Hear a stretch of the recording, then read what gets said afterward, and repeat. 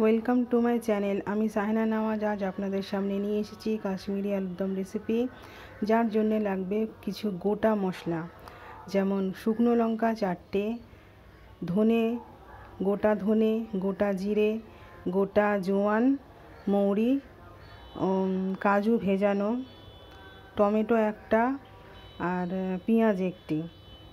আলুগুলো প্রথমে টুথপিক দিয়ে ছোট সাদা করে নেব। তারপর গোটা মশলাগুলি হালকা ভেজে নেব।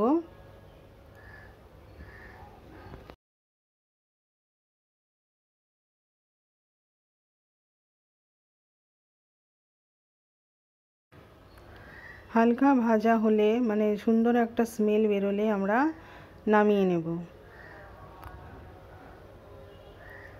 তারপর ছেঁদা করা আলুগুলো ডিপ ফ্রাই করে নেব।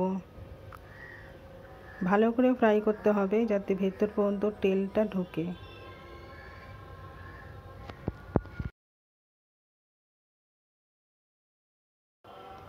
আলুগুলো ভালো করে ফ্রাই হয়ে গেলে তুলে নিয়ে ওই তেলেই ভালো করে কুচি করে কাটা পেঁয়াজ দিয়ে দেবো ভাজার জন্য।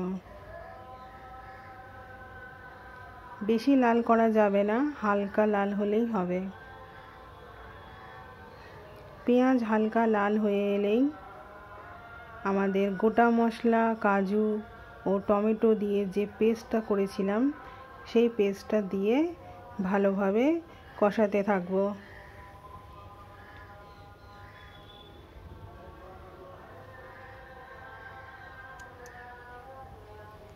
কিছুক্ষণ ঢাকা দিয়ে রাখার পর ঢাকনা খুলে যখন তেলের ওপর উঠে আসবে তখন আবার ভালো করে কষতে হবে।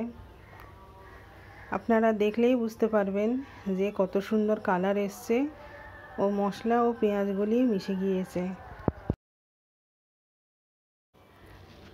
এবারে ডিপ ফ্রাই করা আলুগুলি দিয়ে দেব।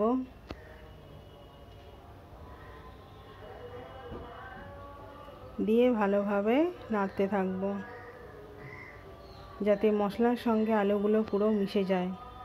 পর 1 কাপ মতো জল দিয়ে হালকা আঁচে 10 মিনিট বসিয়ে রাখবো। 10 মিনিট পর ঢাকনা খুলে পরিমাণ মতো নুন ও কিছু সামান্য চিনি দিয়ে দেব। অল্প পরিমাণ কাসুরি মেথি দিয়ে দেব উপর থেকে।